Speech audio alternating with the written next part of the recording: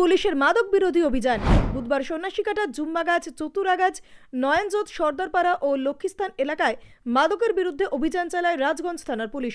Police সূত্রে জানা গিয়েছে, রাজগঞ্জ থানা অধীনস্থ বিভিন্ন জায়গায় এই ধরনের অভিযান লাগাতার চলবে।